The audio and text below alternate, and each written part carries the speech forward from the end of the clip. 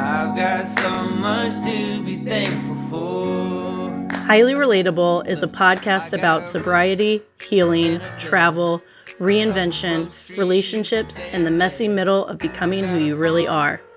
Hosted by Brit Vermeire, this show is honest, funny, unfiltered, and rooted in real life.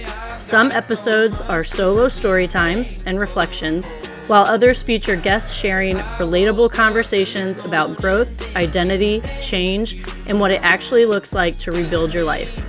If you've ever felt stuck, overwhelmed, in between, or ready for more, this is your place.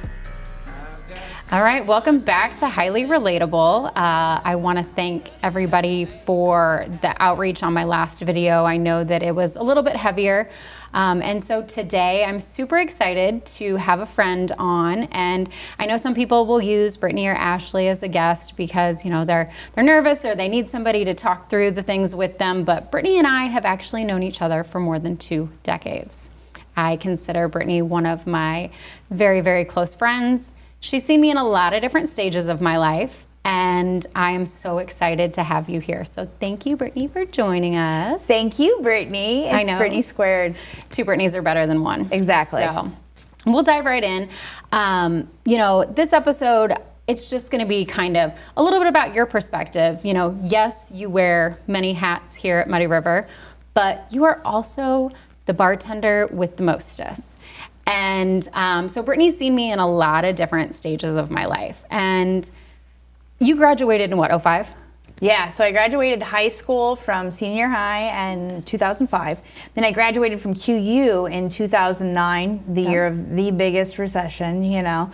I tried to apply for those big girl jobs, and, you know, everything was not giving me any kind of, even a relatable offer to serving, which is where the bartending kind of started. And I saw a little ad in the classifieds for Spring Street Bar, and that is where... Classifieds. Isn't that funny? It was the classifieds in the old H-dub. Yeah, I think that's, you know, classic times. But, yeah, I literally circled that as well as 3 or 4 other interviews and was constantly let down, and it sucked. And it really did kind of, it was like almost like a jab to my self-esteem when, after going through all the schooling, all the whatever through college, that I ended up in the very position that I was already in, just in a more like elevated level. I wouldn't change it for the world. No. Obviously, because I'm still there today. Yep. It's taught me a lot. Yeah.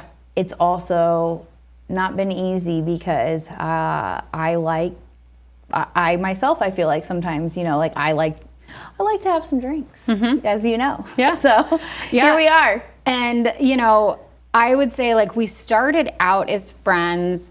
We both worked in the restaurant scene too. I remember you in high school. You only went to Notre Dame for a couple of years and then you switched. I graduated in 2003, so I think you had switched maybe like the year that I graduated. Yeah. I got kicked out for alcohol. Okay, well, I wasn't gonna like spill the tea. I was just gonna say you switched schools. I figured we're here to spill the tea. Better opportunities with your soccer, you know. I didn't actually get kicked out, for the record, for alcohol. I was removed from the sports team that I was playing on and then thought that I was gonna go play for the public schools. That didn't actually work out because I ended up starting to just work a lot. Well, and Coach Douglas, he was the dean when probably you and I were both there still. And I got in trouble a lot for dress code violations, and he always came down with the hammer, and I'm sure the hammer on that seemed a little bit more intense, but it was always kind of like, no big deal, you know, so. Mine was actually Coach Cannell. Oh. And he was, at the time, very, very scary. But yeah, I had my run-ins with Coach Douglas as well. I always got those $5 dress codes. And I got the cleavage. I don't know that I ever paid a single $5 fine. I didn't even have cleavage then. Unless you stopped. Yeah. But Yeah, so we knew each other in high school, didn't necessarily run around together that much, but after high school and into college, I was working at Ruby's. I think you were at Applebee's. And we were both friends with Pokey, Chris. You lived right up the street from his sister's house. And we all used to spend our weekends in the garage playing Texas Hold'em, drinking Bacardi and Diets or SoCo and Dr. Pepper, or they'd have a keg. And we were recreationally drinking then, you know, so I'm talking about myself because my drinking got a lot darker and a lot more spirally, but Brittany knew me as the fun girl. And, you know, since then, you've seen me transition into, you know, somebody who drank a little bit more and somebody who now has kind of completely changed their lifestyle. And, you know, what do you remember first about me coming into the bar and starting to order NAs? Should I? Oh, I thought we were talking about what do we remember first about Pokies? Okay, go ahead. I do remember. Go ahead. I have the best Pokies. picture of you and I don't know, some of the gals from Ruby's all on a table, and I was like, I want to be like them. And it was, but I did, because you were having fun, you were living in the moment, yada, yada, yada. Little did I, you know, little do any of us realize sometimes that that isn't necessarily going to be the fun in the future. I don't know. And, you know, at that point it was fun. And it wasn't every day. It was on the weekends. It was after we got off our shift on Friday nights. And I do remember, I wonder if he ever saved that board we all signed, because it was on a pool table that we all played Texas Hold'em, and everybody signed it. And the pictures probably were smoke-filled rooms because everybody smoked cigarettes. And they were Polaroids, you know, the pictures you had to take to Walgreens or Walmart and have them printed out. There were no filters. So those were the first memories of us. And then, you know, now as somebody who doesn't drink anymore, and when I started coming into spring, I hadn't made my journey very public. I mean, I didn't even start blogging until I was 4 or 5 months into it. So I really hadn't said much at all about it. But what were your first thoughts, like when you saw me coming in and ordering NAs? Okay, so first of all, it wasn't the first time that you've done that, because you've always taken breaks. So I guess, like, when I was watching it happen, thinking about this like in the past, I was just thinking Brittany's on another one of her breaks, which I respected and admired. I tried to do them myself, honestly, modeling after you. Just taking those periodic breaks to, you know, whether it was to cleanse or maybe even reinvigorate something creative in my life. There were all different reasons why I would personally take breaks. I think like we did the same thing. And so I was just figuring, okay, she's on another one of her breaks. It wasn't until we had an interview talking about Highly Relatable in general over at EFB, which I love. Love going there for coffee, a drink outside of alcohol. It's really nice. Even decaffeinated tea to me, like, it's just calming. The place is calming. The interview was shocking to me. I'm not gonna lie. I didn't realize that you were on such a powerful journey, such a permanent journey.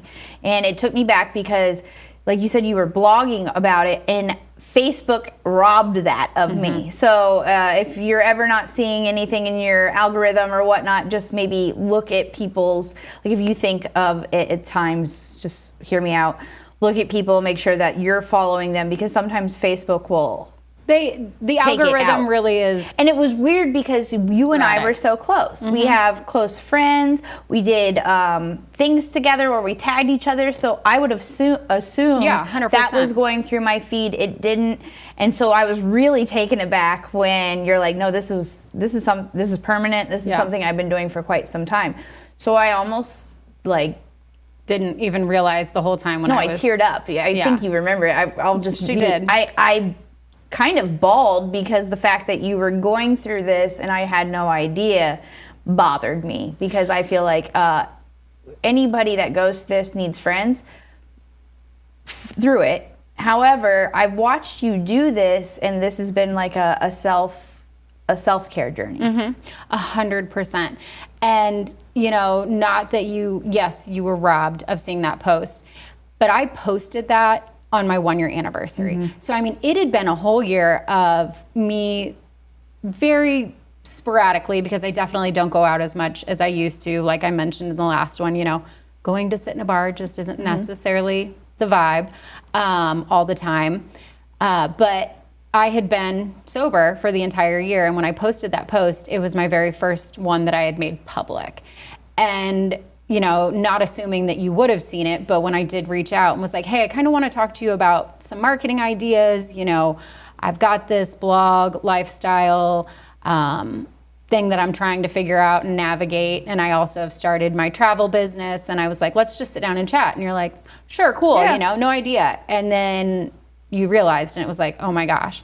Yeah, I got a little emotional. Yeah, and so, As I think anybody who has a heart would get emotional, because even if they didn't have the relationship that you and I had, you shared deep feelings with me, and I think that says a lot about the strength of somebody. That also says a lot about just the journey that you're going on, and I also see your goals in it. So kudos to you. Thank you. And I mean, Brittany and I know each other. We know each other very well. We, at the beginning of the pandemic, we went to a Billy Strings concert. And I think it was the first concert that really had opened back up, but it was in a cornfield in Peoria. Yeah. And we got to bring our own coolers. We got to bring our own food. You park your car in a 8x10 parking space, and that's your spot. You're not supposed to mix and mingle with anybody. Supposed to move unless you're going to the bathroom. Yep. And so we went to a Billy Strings concert. And then, like, I don't know if it was your first. Was it your first Billy Strings show? No, I think it would have been my second. You guys got me on that kick. I'll probably be on my 6th this summer. Yep. Because of you. But we had to wear masks. Yes. You had to wear masks outside in your little designated bubble area, and you basically were tailgating, but you had to wear masks unless you were smoking. How messed up was that? I was still smoking at the beginning of the pandemic. I think I quit cigarettes probably I just smoked not to wear a mask. Yeah, I know.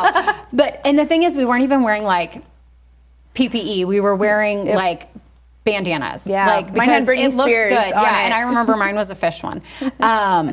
And then Brittany last year her and Mike went with Colin and I to another Billy Strings show, and I was sober. And I think that show you got to see a little bit of like my bandwidth, my capacity. It had changed. You know, after the show was over, I was done. That was my excitement. And you guys were gonna go, I think, to an after show, and Colin was all jazzed up about it, and I'm like, we're done. I'll tell you what, that after thank you show so was much. not worth it, Brittany.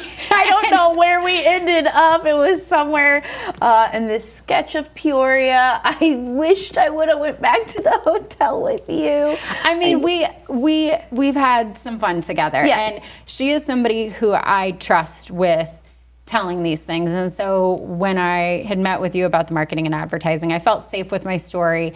And she's the one that brought this podcast to life for me. She's the one that said, you know, you should really do this. I'd been talking about it. And I had just gotten brave enough to post that on social media. And posting it on social media is one thing, but coming out here and talking about it, it's a whole nother thing. This is a little bit bigger of an audience. And, you know, this is out there. I mean, my blogs can be deleted. Yes, they're probably saved somewhere. Yes, there are screenshots, but you know, this is kind of out there, and once it's shared, and I can't take it back. So we're here. Yeah. Okay. But I also want to talk about something you did for me that made me feel seen. And I don't know if you knew how much it meant to me, but for an entire year, I would go to the bar and everybody around me would take shots. And yes, I was drinking my Michelob Zeros. But for the first time, and it's happened to be twice now, Brittany offered me a shot. And she said, do you want to take a shot with us? And it was just a chaser. And I was like, yes. It was the first time I'd taken a shot in over a year. And I don't know that you know how much that meant to me. No, I didn't until you told me, but I know now, like, and I need to think of it as a from a bartender's perspective to always include people. I would do the shot of water for the pregnant gal. And never thought anything of it. Never did I think of somebody that's actually making the choice that would actually probably wanted to be included on the culture. And that's exactly what it is. It's shot culture, if you will, where like everyone, that's the one time like when you're in a bar, everyone's spread out everywhere. And like if you're with your group, then the one time that you get to come together is during shot time. And so shot culture, not cool to not include everyone is how I kind of thought of it. And also, you know, most sober people aren't craving alcohol. They're craving the sense of still belonging. And being excluded, but not really excluded because people will say, well, you removed yourself. Yes, I did, but I'm still out here with you. And so it was the first time, and I'd never even really thought about it. Like, I wasn't missing out on it. It was like, cool, go take your shot. You're going to feel like shit tomorrow. Best of luck to you. I'm going to wake up without a hangover. But when you included me, it meant the world. And it was like the craziest feeling to be like, thank you. You know? Well, you're welcome. And at any time. And I don't think you realize that. And then a couple weeks later, it happened to me again at the Abbey. Oh, good to hear. I love that. And it was Danielle. And she has been a bartender for us there forever. Danielle knew me when I was the girl that was drinking Select 55s with 2 green olives in it. My friend in Minnesota got me started on it. It adds a little salt to the beer. Well, I will try that. Anyway, so I would come in and she would be like, do you want your regular? And I was like, yep. And it was the beer with 2 olives in it.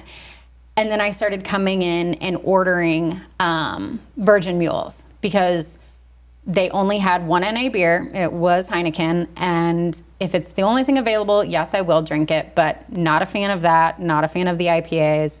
But her and, you know, some people were going to take a shot. And I was with them and she was like, it was a Pop Rock shot. And she's like, do you want a shot? You know, just water and some Pop Rocks. And I was like, or lemonade. Yes, I do. Lemonade and some Pop Rocks. And so I was talking to Colin afterwards, and I was like, I should have done that with like a shot of Red Bull or something, you know. But now it's something that's changed a lot. It's like, okay, well, there's other ways that I can still be included, feel social and less awkward, or like the girl that's sitting in the back while everybody else is doing this, you know.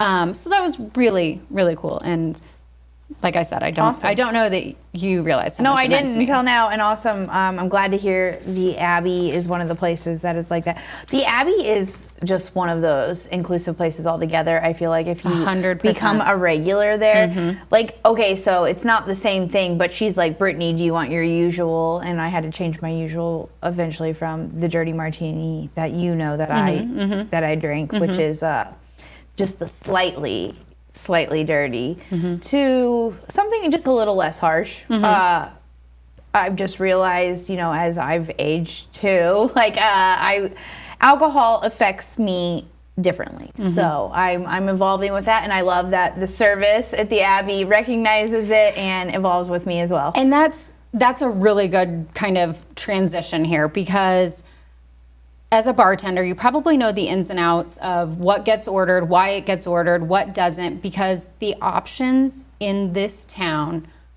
are non-existent in some places. You know, and I love these places and I still go to them, but the bubbler, my only option is a ginger beer. And it's not even a mule, it's ginger beer on ice. And they throw a bunch of limes in. Which is super sugary.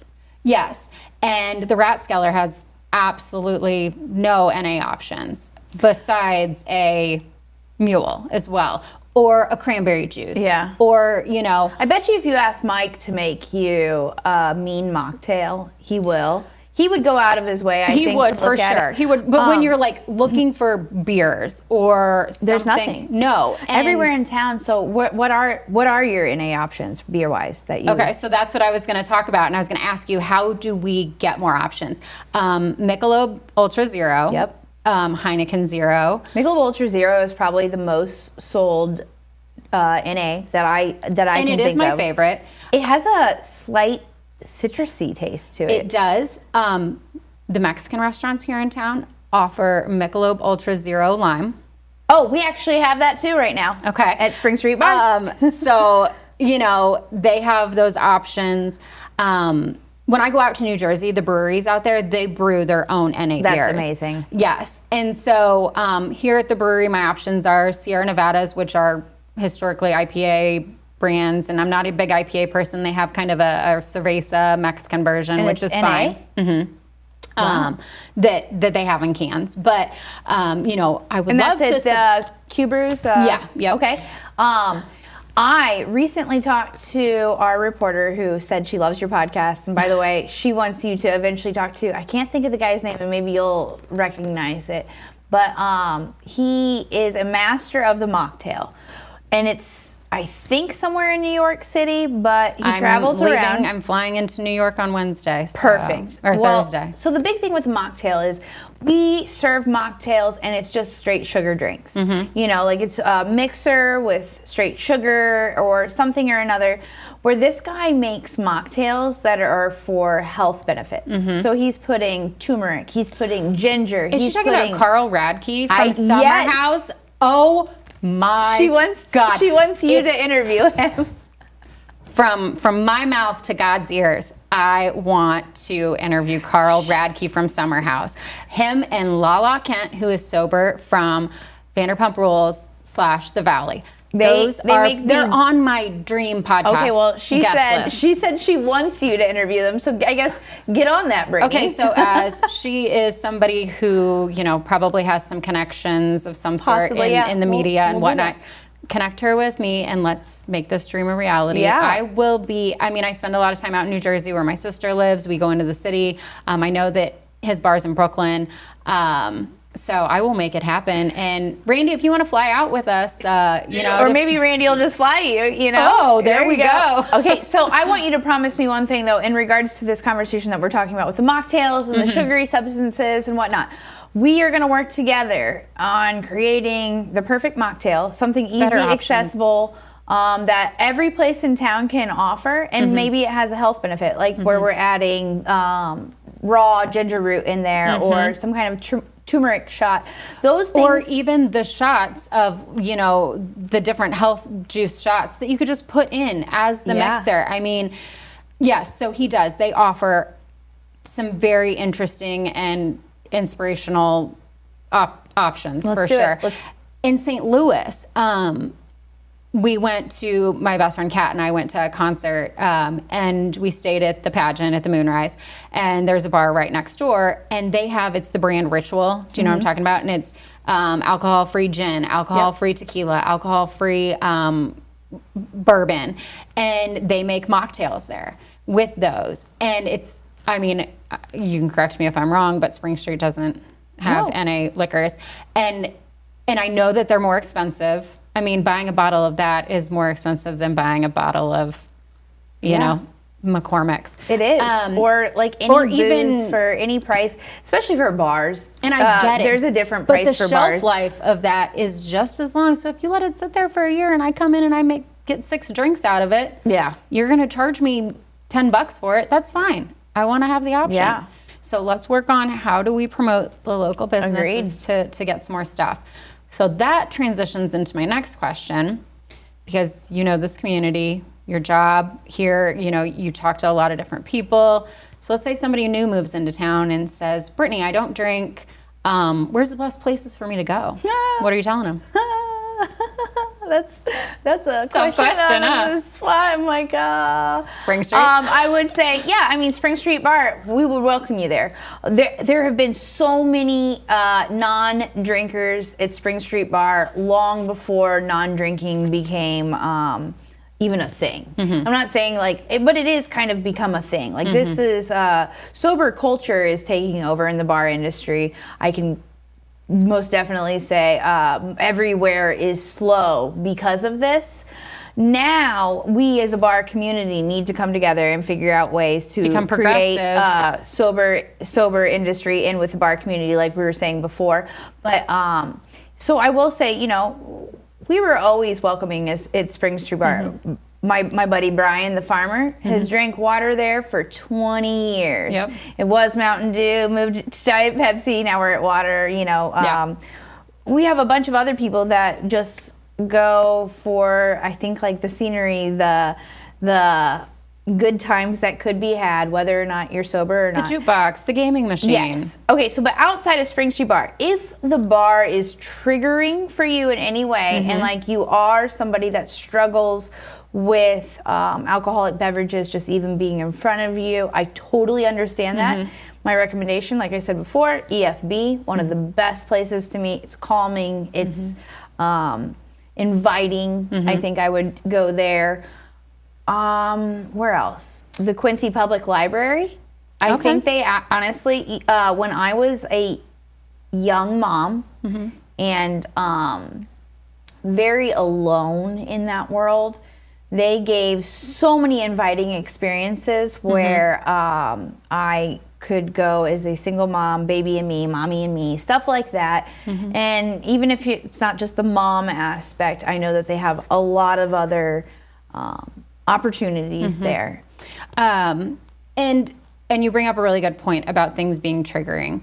And I had mentioned this in the last episode that was a little bit heavier, but it is sometimes harder to go back to places where you have some memories that are less than things that you want to reflect back on. Like I could forget that. Yeah. And one of the places that I have felt very welcomed was the patio, Bex. I don't know if you know the bartender there, but it was the very first time I went out really and wasn't drinking, and she made me a virgin mule, and that's when I started my virgin mule kick. Nice. And we sat at the bar, and it felt very intimate. It didn't feel like I was on display drinking this virgin drink, and so that was a really cool experience. But yeah, there is a lack of, places. Grew up at 17th and State when it was Jim and Sarge's, when it was State Street, when it was 17th, when it's back to State Street with Lloyd and Michelle. They offer Mick Ultra Zero. They offer Bush NA. Bush NA is not my go-to by any means. But, they also are like, they'll put a 7-Up Zero in a rocks glass for me if I want, So they also give a lot of good options. But speaking about the culture changing, and, I'm going to jump ahead a little bit here, but I had brought up a section, where I wanted to talk about your daughter. You said she's 14. Yeah. And that's crazy. And to think in 10 years, she's going to be 24 years old. Yeah. What do you think the drinking culture is going to look like then? What do you think the bar is going to look like then? Do you think that she's I have no idea. going to party in somebody's garage and everybody's I really don't drinking? know, because it's like every day, I feel like, for example, 2020 happened, COVID happened. I would have never predicted that. No. Where we would have to party in garages, and that's the mandatory thing. And technically, if you're doing it, it's probably illegal. But street beers, go pick up a beer in front of the bubbler or wherever. Or what was the place? The Main Street Tap over here. Oh my gosh, yes. And they had a little cart. Yes. Chris Austin, one of the truly best bartenders in our community, was making those mixed drinks, and it was like, if you didn't have a straw in it, it was legal. It was just, times were different. I don't know what times are going to be ahead. From what I'm predicting is we are going to be a little more California sober, if you will. For 2024, I think the industry itself, for hemp, the hemp industry is rising. We're seeing the proponents for health benefits outside of that, or inside of that, rather. And so that is going to change alcohol culture, because people are going to say, oh, I can get my buzz elsewhere and also maybe benefit something in my health. I don't know. It just kind of depends on how you look at it. And your openness. Medicinal. People actually have it as a medicinal purpose, whereas alcohol is never, I don't think the doctor's ever going to prescribe you alcohol for something. I mean, there were those doctors back in the day where they say, maybe you should just drink a beer on it, but I don't see, in this world of liability and whatnot, I think the drinking culture is going to change. But then again, I will say, if the world goes to shiz again, like 2020, then you're going to see it's an uptick again. An uptick again, just like I think you saw an uptick in alcoholism and dependency in 2020. And I want to be honest, that's where I feel like it got worse for me. Well, we didn't have the bar setting where you actually, I mean, I'm not a babysitter, but in reality, the bartender is the babysitter. I can tell you, hey, you have to slow down, or, you know, I gotta cut you off. Mm-hmm. You didn't have that in your garage beers. You didn't just have kept that going when you until were went by inside and yourself. passed out. So, like, it all depends, I guess, on the world and the state that we're living in. I can see it just, it depends on world culture, where we're living, but I think it's always going to be in and out. Like, it's going to have its in and outs. Right now we're seeing, like I said, the downfall of it societally, just because millennials, or I'm sorry, Gen X, I'm millennial. I was going to say, I think I'm an elder millennial. Yeah, well, but millennials are making decisions like you. But I mean, I think, what is it, Gen Z or or Alpha or whatever's coming up? I mean, I think that they also have better skincare routines than we ever had, because they're at home using products that I still don't use, you know? Like, and I'm like, oh my gosh. That's like the middle-age thing now, though. It's like, what are we going to take on today? Gardening, I love skincare routines, you know, having hobbies like keeping a pet spider. I don't know, Don't you get me know, started on but spiders. just like we bring up as millennials, we do different hobbies to maybe shift our focus away from other things that have been negatively impacting our lives. Yeah. And you and the pet spider, I don't even, when I see those snaps, I just want to take my shoe and hit the screen. R.I.P. Tom Holland, he actually passed away, and I was actually saddened by this. I'm so sorry. I feel bad for bringing it up now. But I plan on getting a new one again in the future. Okay. I just have to wait for the right time, right opportunity. Okay, you do that. I mean, my thing since, you know, taking away alcohol is I have gotten into a much healthier lifestyle and some routines. You know, as bad as it sounds, when we're drinking and we come home, there were a lot of nights I did not take my makeup off. I maybe did not brush my teeth. I did not, and I wash my face in the morning and at night now. You know, I take collagen supplements now. I'm taking hair supplements now. I'm trying to focus on, you know, doing things that are helping and benefiting my health all around. So those are things that also I talk about in my blog. So if anybody's interested in any of the products or things that I'm using, I will share those there. But everything is changing. I did want to circle back to something about drinks in the bar. What are your thoughts? So I remember the first event I went to sober at the Armory. And I think it was the Quincy Bicentennial event or something like that. And I brought my own bottle of NA champagne. What are your thoughts on that? You know, like they sell alcohol there, but as somebody who's sober, I wasn't sure what they were going to have. It was my first event out, and so I brought my own bottle. I mean, do you see that as okay, not okay? I absolutely think it's okay as long as you're partaking in whatever event it is that the event is being put on, the business that's being put on, because by all means, everyone is still running a business at the end of the day. So if you did decide to take on like the alcohol-free life and you still want to go to places that only serve alcohol, like I would highly suggest, obviously, like at Spring Street Bar, like we're talking about, if you want to just come in there and order a water, I'm not going to judge you, but I do think like you need to do your due diligence as well and support either the bar, the bartender, or whatnot. If they have a corking fee, a lot of people have corking fees, so just ask them straight up. And I think most places are going to recognize your endeavor, anyone's endeavor that does this, and respect it. That's what I was gonna say. I think people worry like, okay, I want to get sober, but I'm scared to go out. I'm scared to do these things because maybe they don't have anything for me, and then my anxiety kicks in because, you know, I don't have options. And so I would lean on, if you want to bring it, ask them. Because I think people worry about that. Yeah, so. I think it's a question why I just asked. I would say that if like some business said no to me and then didn't offer the options, I would be hesitant about. I might not frequent that establishment. Yeah, and also often. I want to know too, so I don't frequent it either. Yeah, we'll talk. And I know we're probably getting close to time here, but you had talked about taking breaks, and I think you had mentioned something before we started recording, and I was going to ask you, you've taken breaks before, but my question is kind of what brought you back to drinking again then after your break? Because I know you're getting ready to go on one, so go ahead. I love it. I do. I really like alcohol. I have had some struggles with it in the past, meaning hangovers. I've learned to drink responsibly where I get all my shiz done that I need to have done. Like it doesn't affect your I'm life. not failing anybody. So until I guess I'm failing somebody, then I'm not going to say, hey, I have a problem. Exactly. I don't have a problem.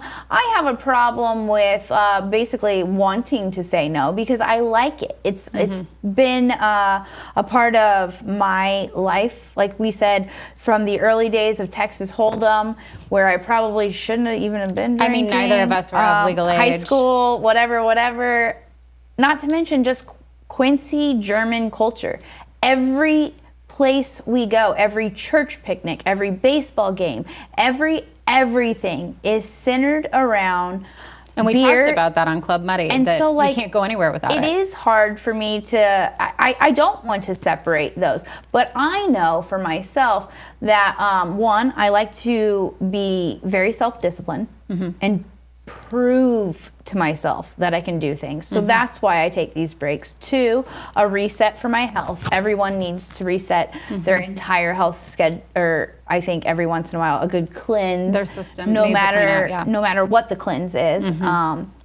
And then three, being a creative perspective. I do think with a clear mind. Yes, much more is possible. I get a lot done with that, but I will say also, when I drink, I have some of the best ideas. Hey, I hear you. Sometimes, on the other side of it, I have some great ideas too. But also putting them in fruition, making those happen. It's harder when you're hungover. Exactly. Yep. Exactly. And like I had said on Club Muddy, you can't have your drinks and your dream in the same hand. And so it's like, what are you wanting to do, and is it keeping you from doing it? And like you had mentioned, you know your drinking habits, and you know that it's not going to impact your life. You're going to get your stuff done. You're going to work hard. And for me, it was negatively impacting my life. It was holding me back from, being a productive member of society. It was holding me back from a lot of different things. I can say, as your friend, there were times when I saw you sad, and that hurt more than anything, because there's nothing I can do for you as your friend because you're sad about and I alcohol. was an emotional drunk. Without you have to be the one that makes that. And now that you have, I feel like, I don't know, you are a completely different person, but you're the same Brittany. I love you. I'm so proud of you. I'm so proud to call you my friend. Like, honestly. And I am proud of you for always being the inclusive person that you are. You make people feel seen even when they don't realize it. And it's the little things, so don't stop doing those. Thank you. Because they mean something to somebody. And I want to start closing my podcast with something. So it's highly relatable or highly debatable. Okay. Hot dogs or sandwiches? That's not a thing. They're not. Are you asking, are hot dog sandwiches? No, it's a hot dog. Yeah, it's a hot dog. It's its own thing. Yeah. Now I want a hot dog. I don't want to debate it. I don't want to debate bad. it. It is not a thing. So yeah, I'm going to try to come up with things like that. If you want to drop some suggestions, I will. Or if anybody I will. has suggestions for things, I love how you didn't give me the option on that one. Okay, so here I'll give you no. another one. Toilet paper must be over it has the to. role. That's Yeah. highly relatable. Everybody agrees, right? I And mean, if you I debate agree. it, you're wrong. I also feel like the people Shaking his head. It's Yeah. got to go over. But I think people like him over here that's shaking his head, no, No, probably. he's shaking his head. Okay, Yes, good. he agrees. But I feel like the people that do it underneath are Do it just to doing, spite. Yeah, just They're to be the like Larry Davids yeah. of the world. It's a spite thing for sure. So, you know, that's highly relatable. I think everybody hopefully can relate to that sentiment that toilet paper's got to go over, not Agreed. under. So Totally agree. I appreciate you being here. Knuckle cheers. Yeah, the candid chat here. I have some other folks that have reached out that want to come on, so I'm super excited too, for so I'm more lining you up. questions. Sober folks reinventing their lives, and stay tuned for more. I'm Brittany, and this is Highly Relatable. So much to be thankful for. Look, I got a roof. Thanks for being here. Life is weird, healing is messy, and none of us are doing it perfectly, which is exactly why this space exists. If this episode resonated with you, make sure to follow the show. Share it with someone who might need to hear it too. Check us out on our socials at highlyrelatable.com, Highly Relatable on Facebook, Highly Relatable Travel on Facebook and Instagram, or just reach out to me, Brittany at highlyrelatable.com. See you next time. Stay highly relatable. I've got so much to be thankful for.